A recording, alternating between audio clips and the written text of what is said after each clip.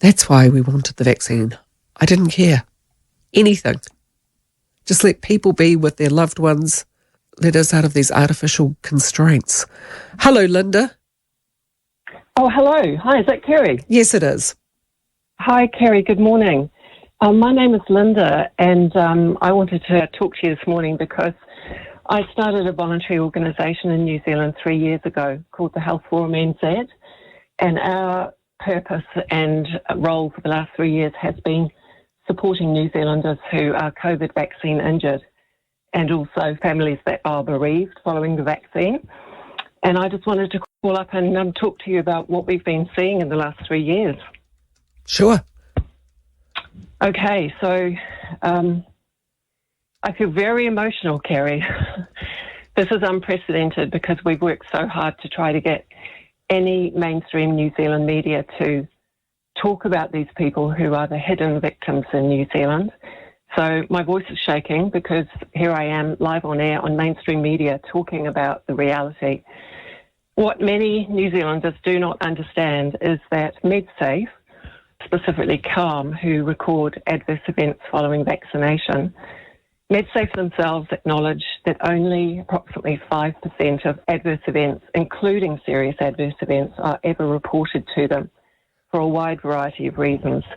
And most Kiwis don't understand that in spite of that, MedSafe still holds 66,000 adverse event reports for COVID vaccines in New Zealand.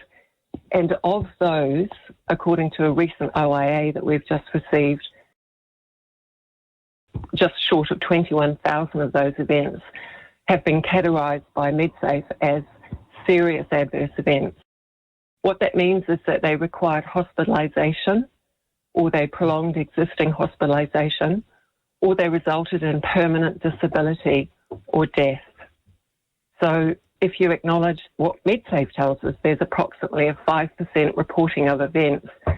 That is thousands of New Zealanders whose lives are potentially permanently changed by harm from the mRNA vaccine. Have you done comparisons between the health effects caused by, say, long COVID or the heart conditions caused by having COVID to compare and contrast those who did get? Yes, absolutely. One of the problems with that, of course, is we're told that you must have the vaccine because it will prevent long COVID.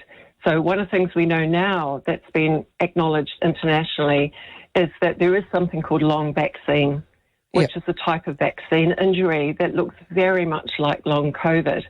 And so the research clearly defining what is actually long vaccine and what is actually long COVID, it is still lacking. We still don't have trials that clearly differentiate because the problem is that the vaccine doesn't stop you getting COVID. It doesn't prevent you from having an infection. So you can be vaccinated and be exposed to harm from long vaccine, and then you can catch COVID. And of course, each time you're vaccinated, and some elderly New Zealanders now are up to dose 7 and dose 8, each time you're revaccinated, you're exposed to a risk of long vaccine, and it won't prevent you from getting an actual COVID infection. And once you have a COVID infection, you're exposed to the risk of long COVID also. Sure.